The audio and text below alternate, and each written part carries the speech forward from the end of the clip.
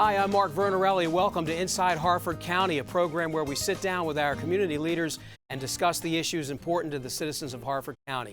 After summer break, we're excited to have County Executive Casserly back with us again today to talk about how Harford County government serves its citizens. This month, we're shining a light on the Department of Licenses, Inspections, and Permits, called DILP for short, and the often unseen ways that these services help keep us all safe. And joining us today, our County Executive Casserly and DILP Director Rich Truitt. Welcome, gentlemen. Thank you both for being here. Have a good summer, sir. Yeah, Mark, it's good to see you again. Good to be back with you. Great to have you here, Thank sir. you. And Rich, congratulations on your, and this is astonishing to me, 30-plus years of dealing with the licensing, permits, and inspections. And that's really an amazing achievement. We'll hear more about your background and what you do in just a moment. Mr. County Executive, the bigger picture, first of all. Sure. Licenses, inspections, permits, so much to do that's involved in that. What is your involvement in that, and why is it so important to the county to be involved in that? Yeah. So I manage the best DILP director in the state of Maryland. That's my real role here.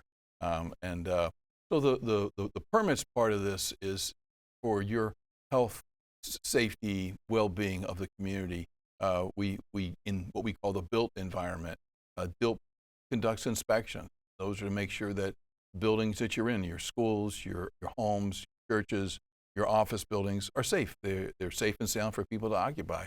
And so that's the inspections part of all that.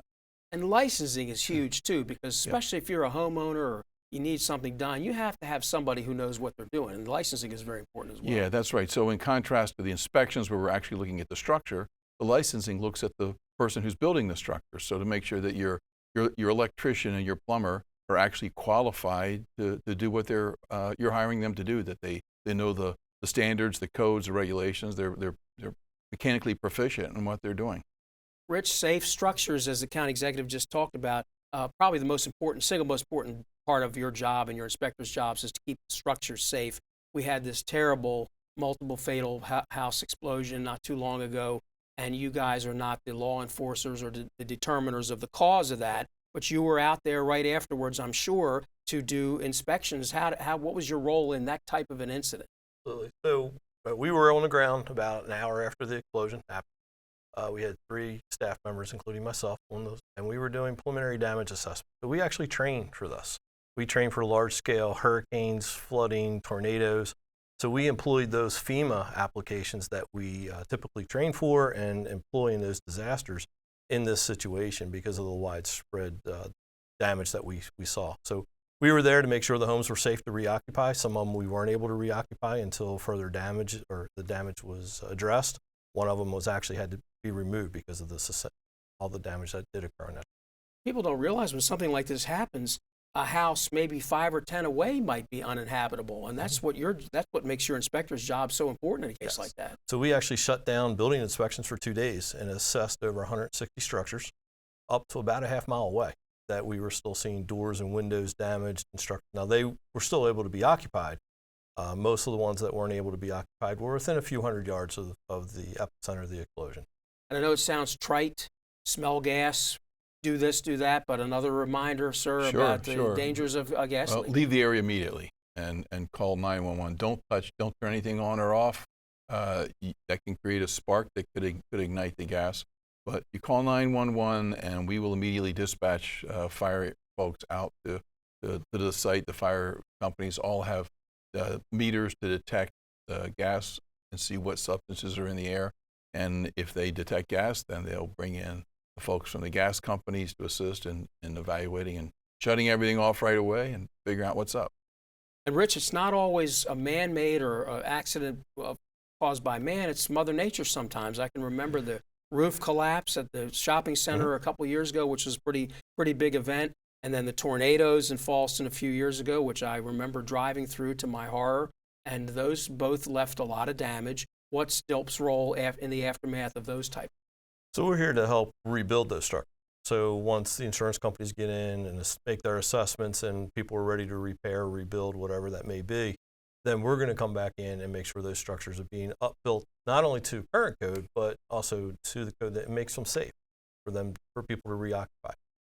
What are some of the professions that maybe people wouldn't think about that require licensure? You think about obviously an electrician, plumber, but there are others as well, right? Absolutely. So even your home improvement contractors are licensed by the state of Maryland. Home builders are licensed by the state of Maryland through the Attorney General's office. We register those electricians, plumbers, HVAC contractors as well, all to make sure that we have competent people that are, as the county executive had said previously, make sure they understand what the requirements are to build a safe structure so that we can verify it. You're a homeowner. Many people are homeowners, Mr. County Executive. What types of permits do you think of when you think of what Rich has to do and what permits are required as a homeowner when you go to get work sure. done? Look, they permit pretty much everything that you're doing, from hooking up your replacement gas, water heaters, and sidewalk repairs and the like. They'll inspect those to make sure they're done right. And part of this process is we have to make sure that we keep commerce moving as well. And so Rich employs a team of about 11 inspectors throughout the county every day, making sure that the inspections are being done. They're being done timely and accurately. And these are folks who are themselves licensed professionals to come out and look at and inspect all the many projects going. They actually do about 50,000 inspections every year to make sure that we're doing this stuff right, that the folks are being well served, and they're doing it professionally too. Most of what he's doing is they have their iPads and they come out right away. They see a problem, they record that on the iPad. Everybody knows there was a problem. Everybody from the general contractor all the way down to the guy who's getting ready to pour the concrete knows that hey, no, you got a problem here. Let's get it fixed. So it's a professional operation. I think we're really proud of what we're able to provide the citizens here in Harford County and what Rich and his team are doing. Rich, at least once in his or her life, every homeowner is faced with a question that he or she asks: why do I need a permit for a deck? All I want to do is build a deck, build a shed, whatever. But these things require permits as well, correct? Absolutely, and it's really for your safety. We just recently had a deck flat. It was a deck that had been there and inspected over 20-some years, and the actual fasteners, the connections to the house, actually deteriorated and rotted away. And they were when they started and they were installed, about a half-inch thick, and they were about as thin as a toothpick when we came out to look at the deck. So making sure those things are done safely, stair geometry, it's critical. As you get into a stair cadence and you're going up and down the stairs, it's very easy to trip. Making sure your handrails return to the wall so that a bag or a purse or something doesn't get caught on that handrail and cause you to fall. Those are all things that we look at. And we look at the structural components to make sure the beams and the floor joists aren't overspanned, that they're going to support the weight of the materials and the occupants on the structure. We have a lot of big events in Harford County, the Farm Fair, of course, the Italian Festival this month. You see a lot of events that I guess, sir, you would say this has to require a permit. Yeah. You get in touch with Rich, right? Yeah, Rich runs a team that makes sure that when folks are holding an event, that we've gone through all the necessary steps to make sure that folks have safety plans and effect traffic plans, that there's the health department's alerted for food inspections. Really just make sure that these events go off in a flawless manner. They're doing a great job of it. It's really a wide variety of things that you have to look for in a big event, such as, let's say, the Farm Fair. What are some of the other things you have to worry about, inspection and permit wise? So with these events, we look at stages, we look at the electrical components, all the temporary wiring that's put up, any of the plumbing that's installed on a temporary basis. So it's basically the same things that we're looking in major structures that are permanent, but also on a temporary basis, especially if we have carnivals and things that are coming. 50,000 inspections a year. To me, that's astonishing. How do your men and women keep up with it? So we've had to leverage technology to keep our staff efficient. We leverage technology. We've had a huge investment into a permitting and licensing system, which allows us to communicate effectively, not within our own staff, but with our community. So it schedules, when I first started, we were doing stuff by hand schedules, run lists and things. It's all automated now. So all that information is brought forth very quickly, and we can get that information. As soon as that inspection's done, we can email those results right to the contractor or the appropriate person. We work with the health department as well, and the health department, of course, is a state agency. That's right. But we work with them as well, sir. Explain how that partnership works. Yeah, so look, the state was not as advanced as the county was when I looked at this, and Rich's runs a really professional, high-tech operation. And so what we did was we made available to the state folks the same system that Rich is using. We actually bought them the hardware and the software and provided the training so that the health department inspectors are able to utilize the same computer management system that Rich talked about that manages our inspections. They're able to leverage that too. And that keeps events, but also building permits and the like from being tied up in the red tape. You got to keep stuff moving, keep government part of the solution, and not make us a problem in our own right. So I'm really pleased with what Rich did and his team and our IT folks and working with the health department to allow them to come in and use the county's substantial investment in high-tech management for these inspections.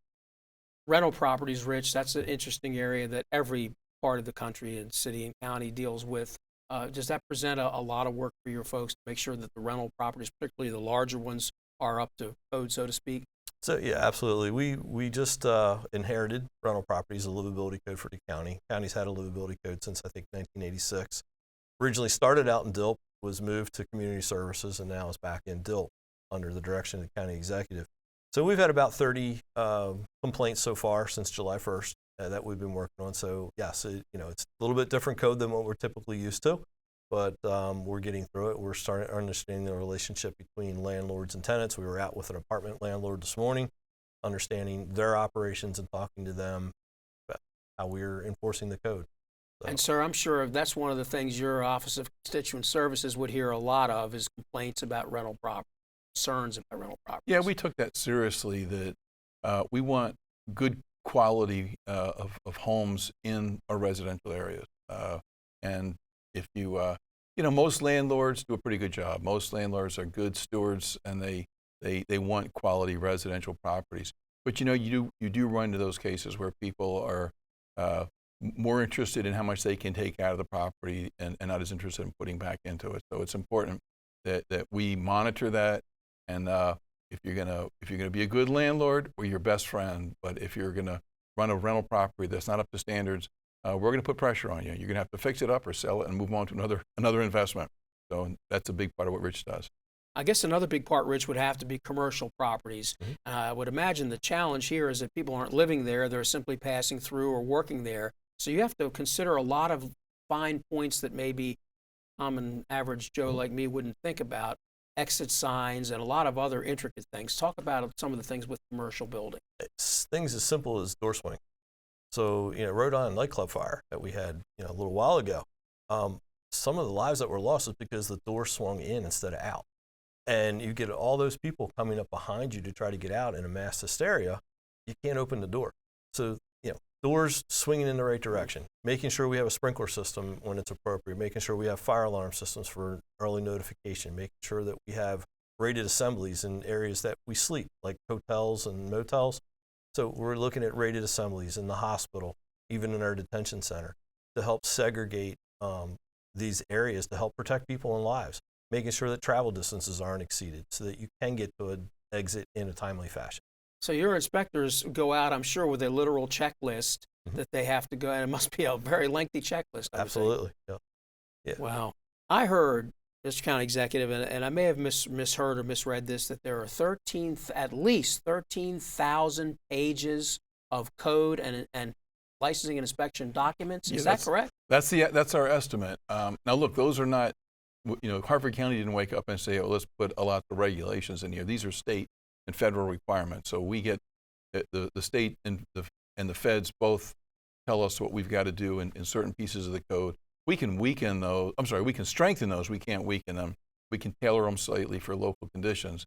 But yeah, it's a lot of regulations to follow, and that's a huge challenge for Rick and his crew to make sure they're inspecting what the law says they got to inspect. Rich, if a homeowner or anybody thinks they see something that's being done without a permit, without proper permit or licensing, what's the step that they can take? How do they contact you, and what's the process? It's very simple. You can make a call to the department and file a complaint with the department, even email us, and then we will definitely go out and make sure, we'll research it, make sure that it is being built properly and permitted properly. Typically, we won't follow up with the complainant because provisions in the code violations are criminal in nature, so we do have to investigate those properly. make sure that the integrity of the investigation, if we do have to go to court. We'll put up the address and the contact information because I know folks will probably, somebody out there is thinking right now, well, I know such and such doing such and such, but what type of complaint do you normally hear, or what types of complaints do you normally hear most frequently? For residential properties, it's the deck, the shed, something that's affecting the neighbor's property that they don't, it's far enough away, or it's intruding, blocking their view or something. So they're going to want to, make sure that it's properly permitted, or even if it's a feud between homeowners, they'll call us just to make sure that things are being properly done and permitted. Does your office, sir, get calls as well about this type of thing? Or? Oh yeah, our folks tend to call our central line, and they would refer a call dealing with such a violation over to Rich's folks, and they would do the response. So yeah, we get plenty of calls for a deck or a shed or something in the environmentally protected areas, for example, or Rich saying a lot encroaching onto my property, that kind of stuff, or that it's unsightly, whatever. So yeah, we field a lot of that stuff. Rich, can you think of any really unusual things that maybe people wouldn't think need a permit or a license, but that actually do? Anything come off the top of your head, anything that surprised you in your many years? Honestly, it's the contractors not telling somebody, the homeowner or whoever the property owner, that they don't need a permit, and they really do, because they don't want to go through our regulatory process. Finished basements, that seems to be, a real big one, that the walls are not structural, so I don't need a permit. And that's, totally incorrect, because we are looking at things like travel distance and how things are arranged. We're looking at egress components. So there's more to it than just the walls being a structural component. So if I'm a builder and I'm going to build, let's say, an apartment complex, your folks have to go out there and actually look at basically everything that's going on in order to get through all these different checklist elements, right? Absolutely. We start when that ground is broken to start pouring the footings, and we don't stop inspections until the actual certificate of occupancy is issued. So that encompasses all your electrical, your structural, life safety, plumbing, HVAC, energy efficiency. All that is encompassed in our inspections. Fortunately, we still have a lot of agricultural land preserved. We've talked about this on prior shows. How about animals? Licenses for animals. How extensive is that, and what's your involvement with DILP's involvement with that? Actually, that was fairly simple. We license dogs, and really that's driven from the state law, and it basically requires that you have your dog vaccinated for rabies. It's a validation process. So we process those licenses and applications, and really the main requirement is that you provide us with the current rabies certificate. And then once that rabies certificate expires, then you just need to renew your license with the department and provide an updated certificate. And that's an important one, Mark. People don't appreciate how important that rabies vaccination is. We just had an animal in the Bel Air area, a raccoon, that was tested positive for rabies. So it's fairly common for that raccoon comes into people's lawns when your dog is outside and you don't know it, and comes into contact with your dog, and the saliva and all that they might exchange, that's infects your dog, and that dog comes in, you pet your dog, and gets transmitted to people. So that's an important license, should not be understated. Absolutely. Now, Rich, you talked about being in this job for over 30 years. I have to ask, how did you get into it in the first place?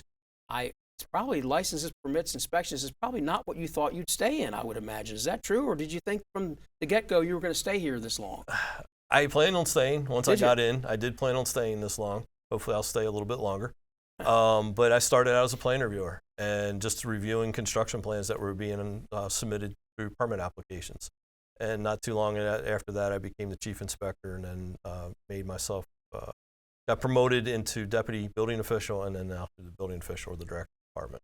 What's the most unusual thing, if there is something that pops into your mind, and there may not be, what's the most unusual thing you think you've seen in recent years, or even in your inspection days? Oh, geez. Really just some of the unique construction practices that we see. Straw bale houses and some of these unique energy efficiency structures that we're starting to see, that we have to learn all of the different components to make this structure work. The International Residential Code is really a prescriptive document, but it doesn't cover every different type of construction practice. So once we get into these different variables, then we have to go learn these practices as well and make sure that they're being done safely. Mr. County Executive, you said that the system that we use is so good, you've actually shared it with other agencies. What makes it such an efficient system? Well, we invested in a quality computer system where Rich's folks go out and they actually have an iPad. They're not doing inspections with a bunch of little pieces of paper. You know, your inspector comes out, enters it on an iPad at that point, whether it passed or failed, and then that's instantly transmitted to everybody involved in the project, so that maybe his inspector comes out and fails the excavation to pour the concrete. Well, the builder needs to know right away, because he needs to cancel that concrete truck and say, wait, hold off. I need another hour to re-excavate this footer here. So it's really the leveraging that technology effectively just benefits everybody. And it's more fair. You know exactly when you failed, if you failed an inspection, why you failed it. It doesn't depend on which inspector came out. They're all dealing from the same piece of software. So it's a great system.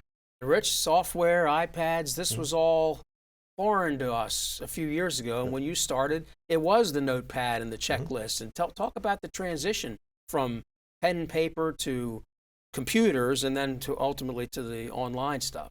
So I started in '94. We had a computer system. It was a green screen system that was created in 1988, and that system lasted us until 2015. Wow! But it became to the point where it was coming to its useful end of life service, and we had to reinvest in something else. So we looked at a comprehensive system. So the system we have brings all your licenses together, all your inspections, your permits, code enforcement, all in one system. So it's transparent, it goes across different agencies, and everybody can work on the same sheet of music. The other thing that it really leverages the advantage of is online capabilities. So our contractors, we've greatly reduced our input or our walk-ins. Our general trade contractors who are applying for permits, over 90% of those applications are done online. They never even walk into the office. That's really a change from the old days. Yes, absolutely. And virtually everything had to be in person. Yeah. What about a customer service standpoint, Mr. County Executive? You're really big on customer service throughout your administration. What can people do, and how can they contact your folks to get their questions answered? You can still do walk-ins. You can still come to 220 South Main Street to the counter permit center there on Monday through Friday, 7:30 a.m. to 4:30 p.m. Or you can call the permit center, 410-638-3122. Or, as Rich was talking, you can sign into the online e-permit center. It's a 24-hour service, and you can apply for permits. You can track your inspections, and all that without even leaving home in the middle of the night. And that's a great system. I know for some folks who don't do this every day, they may want to come into the permit center and actually talk to somebody. But for the folks who have done it more than once, the e-permit center is really the way to go. Rich, what would you say is the biggest challenge of your job for you and your people? Is there one area, is licensing, permits, or inspections, any one of those more challenging than the other? I realize they go together hand in glove sometimes, but what's the most challenging part? I think the most challenging for us is really communicating with the homeowners, and especially on the energy code side and some of the construction practices side. They want to be able to go to their local home center and get the materials that are being sold there. And sometimes those materials aren't going to work with the prescriptive provisions that we have in the code. So we have to be able to explain that and be able to walk them through the process, because there is no requirement in the state of Maryland, if you want to build your own home, if you want to do your own renovations on the building side, to be licensed or have that knowledge. So we really have to work with those individuals to be able to get them to be able to have a safe project. Just the volume of inspections, permits, and licenses has just exponentially increased since you were a younger leader in various other Harford County offices. You look back at the evolution of the county, you really appreciate what DILP does, I'm sure. Oh, very much. Yeah, you know, these are there for people's health, safety, and welfare. So I got it. Some of them, pretty voluminous right at this point. But when I look at the complexity of the regs that Rich and his crew deal with every day, the volume of permits that's requested, it's really an amazing process he's got. We're very fortunate in Harford County to have someone of Rich's caliber. He's got a national reputation. And we consider ourselves very lucky to have him. He teaches other folks in the state and really throughout the nation on best practices in the DILP processes. And I keep going back to this because it blows my mind, which doesn't take much because I'm not too smart, but I will say 50,000 inspections is a lot of inspections. You have 11 full-time inspectors. They must be busy all the time. They're all day. Yep. They run out between 10 and 15 inspections per day per person easily. National average says we should be doing about 8 to 7, or 7 to 8, excuse me. So we are busy. We're very busy. But they also can't rush through either because the job is way too important. Absolutely. Absolutely. So they do have to take their time. The system we have is able to document that through pictures. We can take videos right off the iPad, document all that information, and then also work with the constituents to make sure that they understand what the code requirements are. It makes me wonder, going back to the old days, how you even documented things before online. I know we say this all the time. I don't know what we did before we had computers, but it really is worlds removed from what you used to do, right? In terms of probably so much easier in some ways. It is. It's much easier. It was all pencil and paper, and we had to handwrite all the notes. So you didn't become as comprehensive when you had to handwrite that. We had no way of taking pictures and documenting what we saw. So this new system actually allows us to do that. We've actually repurposed administrative staff because of the administrative efficiencies we've been able to create to do other jobs to make us more efficient and be able to cover more processes. You have to be very thankful that you have somebody like Rich with all this experience, and thankful for all of his people too. Oh, absolutely. If you can imagine that if you go out to inspect some framing on a building or something and you see something that's not up to code, they can just click the picture of it, and then there's no dispute. Here's what I'm talking about. Don't understand my scrawl or whatever. Here's the problem. Go fix this problem. And so the efficiencies again, yeah. And Rich has been a key part of the pushing us to adopt ever more advanced pieces of equipment and processes to make this work efficient and effective. Sir, thank you so much for joining us. Absolutely. Rich, a pleasure to meet you, and thank you for joining us. And you better get going because you got a lot of work to do. Absolutely. You're about 5 inspections behind already today. Yep, probably. Really good to see you, Mark. Really Thanks very appreciate both of you being here, and thank you very much for watching Inside Harford County, airing exclusively on Harford TV on behalf of all of our hardworking technicians and crew members here. Thank you so much for watching. Please join us again next month. I'm Mark Vernarelli.